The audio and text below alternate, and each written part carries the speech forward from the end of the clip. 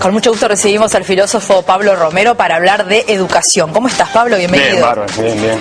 ¿Por dónde, por qué arista vas a empezar? Por un tema tan complejo. Y tiene muchas aristas, por eso el tema se ha instalado otra vez, quizás de manera brusca, a partir de, de que el sindicato docente ha puesto la fecha del 20 de junio para comenzar un paro indeterminado que tiene que ver con reclamos salariales y condiciones de trabajos que tienen los docentes actualmente. Así que nuevamente hemos instalado el tema educativo desde esta perspectiva. Quizás, acá en lo personal, pueda considerar que la posible medida de huelga a veces quizás no colabore del todo a comprender la complejidad del tema salarial, y a veces incluso perjudica, si se quiere, en función de lo que la ciudadanía ve del docente, nuestra imagen. Sí. Pero claramente los reclamos de fondo son absolutamente justificados cuando uno piensa en el valor social y cultural de la tarea docente, y lo piensa en el correlato salarial como símbolo de ese valor social que tiene un docente en nuestro país. Realmente hay el correlato ese nos debería avergonzar un poco. En ese sentido, los reclamos me parecen muy pertinentes. Hay que quizás tener en cuenta que los docentes cumplimos esa tarea de educar a todos nuestros hijos en la comunidad. Es el único profesional que forma a otros profesionales. Así que más allá de que en principio uno podría disentir sobre si es lo adecuado o no ir a la huelga, digamos, como medida, me pasó que inmediatamente después de que el sindicato de Equedades decreta esta posibilidad del paro indeterminado, que por vía de una de las redes sociales en las que ando ahí como un virus, veo un comentario de un senador, un senador de la República, Amorín Valle, puntualmente, vinculando todo el tema del reclamo salarial a que simplemente se debía a una forma de corporativismo sindical, que los docentes básicamente nos dedicamos a trancar, a poner palos en la rueda. Y cuando uno piensa justamente en el desarrollo de ciertas actividades y el valor social de ciertas actividades, al menos a mí me generó cierta indignación pensar que de repente un parlamentario esté considerando que un reclamo salarial pueda pasar simplemente por poner palos en la rueda, cuando un docente recién egresado que comienza a trabajar en el sistema, trabajando, si con suerte consigue la unidad docente, su sueldo no llega a alcanzar los 12.000 pesos. Bien.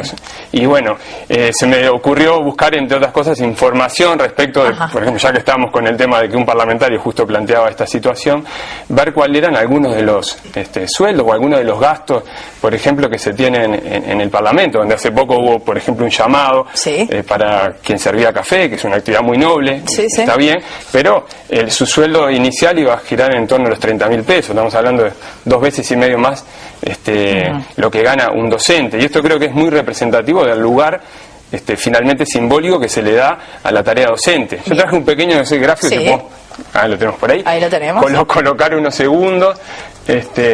Ahí vemos, por ejemplo, lo que ganan los gastos de prensa nomás ya en diario están arriba más de lo que puede ganar un sueldo docente. Bien, acá el filósofo está siendo superado por el docente, o el docente hoy me parece, igual lo vamos a llevar un poco más al terreno filosófico, refiriendo a que esto, para cerrar, nosotros tenemos en definitiva una especie de sueldos que son del tercer mundo, y en un país además con precios del primer mundo. O sea, hay que tener en cuenta que el tema salarial tiene que ver también con el nivel de vida y con la profesionalidad, ¿no?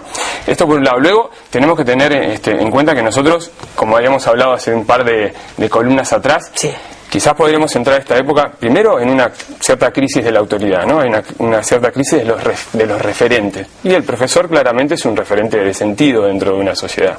O sea, estando ya inmersos en una crisis de autoridad, estando inmersos también en un cierto decaimiento del capital cultural, lo hablábamos el jueves pasado. Exacto. Además, los docentes, repito, ubicados como referentes de sentido, estamos desarrollando nuestra tarea probablemente en lo que se considera que es la era del vacío, que es un concepto que trabaja el filósofo francés Gilles Lipovetsky. O sea que justamente, ¿vacío de qué? Lo que nosotros tenemos es una sociedad vacía de sentido. Ahí tenemos la imagen. Probablemente no haya una época histórica más difícil para educar que esta. Bien.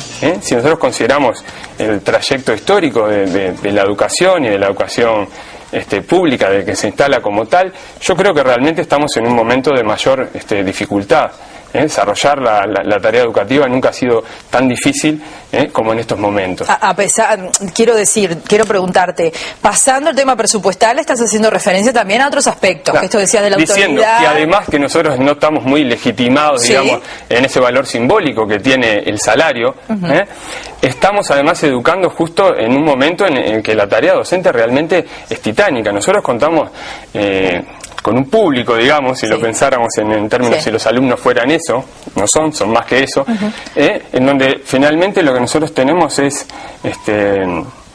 hay una clara pérdida de la búsqueda del sentido. Las grandes preguntas, los grandes proyectos colectivos han desaparecido.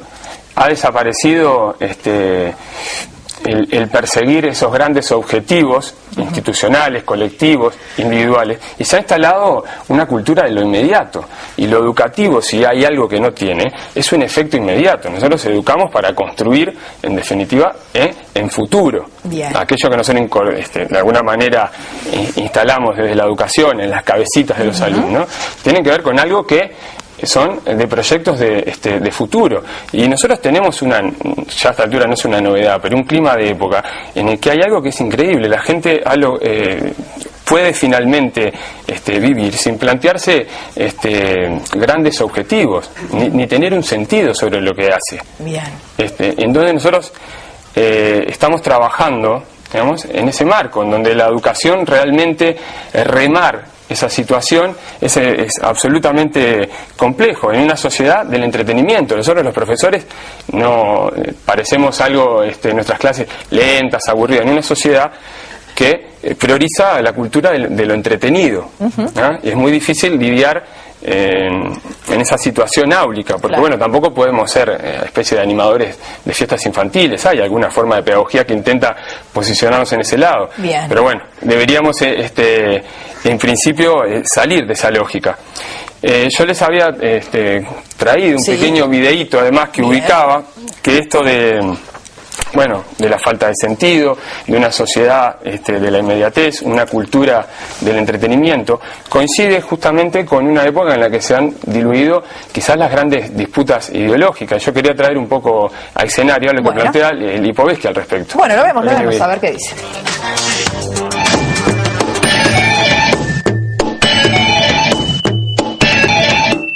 Parce que la désorientation existe, l'anxiété, la peur existaient avant.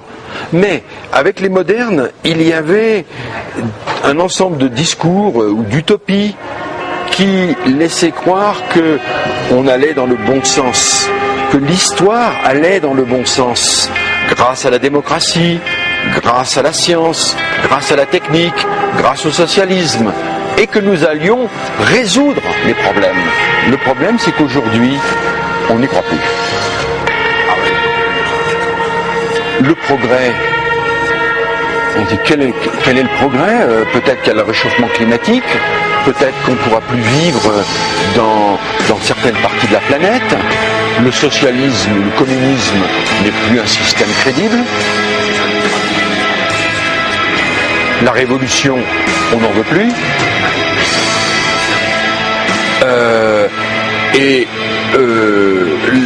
L'opposition droite-gauche n'est plus une opposition radicale. Donc, si vous voulez, on est dans une situation où les grandes espérances qu'avait fait naître la modernité ont perdu leur consistance.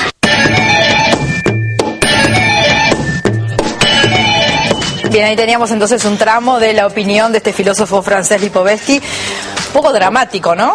Sí, esto se coincide casi con la idea del fin de la ideología, sí, ¿no? El fin de la revolución. Como aquella canción de Sabino, ¿no? Se suicidó la ideología. Sí, ¿no? exactamente.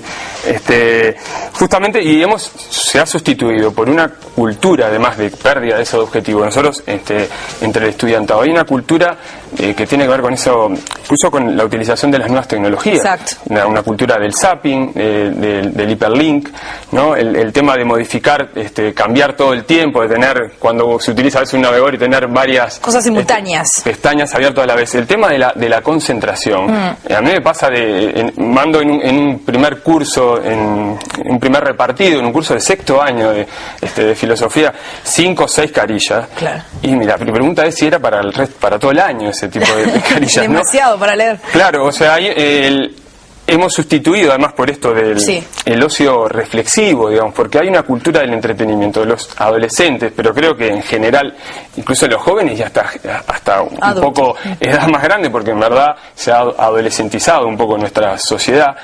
El tema es qué hacemos cuando tenemos el tiempo libre. Bien. Ya no es el espacio del tiempo de reflexión. Ya no leemos tanto. Vamos a Facebook, por ejemplo. Exacto. Y se ha generado toda una cultura. Las nuevas tecnologías de alguna manera también explotan esta situación. Es verdad. El tema, pensemos nomás en la utilización del celular o del Twitter incluso, ¿a qué nos apuntan? Que nosotros escribamos cosas cortito, en pocos caracteres.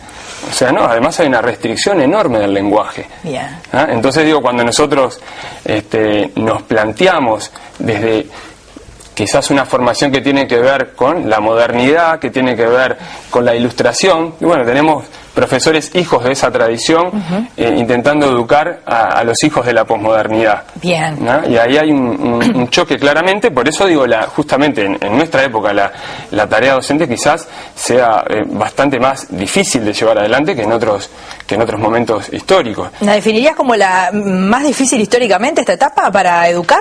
Sí, yo creo que sí. No hay duda de eso. Estamos en un momento de una sociedad hiperindividualista, ¿no? Que, bombardeada tecnológicamente. Bombardeada absolutamente, que no da respiro. Que vos veas de repente niños de 2, 3 años que a veces ya están con el concepto de aburrido todo el tiempo. Es verdad. Como que si no pudieran estar un tiempo a solas consigo mismo, desarrollando, ¿no?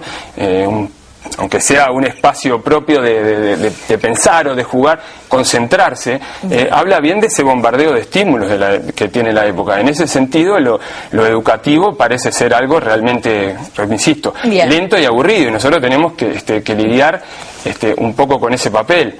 Hay otro autor, Bauman, que habla, sociólogo polaco, que habla justamente que vivimos en lo que él llama la modernidad líquida. Los viejos valores sólidos de la ilustración ya no están presentes y se han diluido, como se ha diluido justamente el reconocimiento de la tarea docente. Bien. Pablo, como todo es rápido y haciendo honor a lo que acabas de decir, te digo que se nos terminó el tiempo. Decime, ¿querés aportar? Para finalizar un poco, en clave casi humorística, pero hay una pequeña imagen para cerrar que tiene que ver, bueno, así estamos los docentes. Se me vino con un reclamo, Pablo. La dulce espera de ciertos reconocimientos sociales. Bueno, gracias, Pablo, te esperamos la semana que viene. Nosotros nos vamos a la pausa y con Leo ya cerramos enseguida el programa.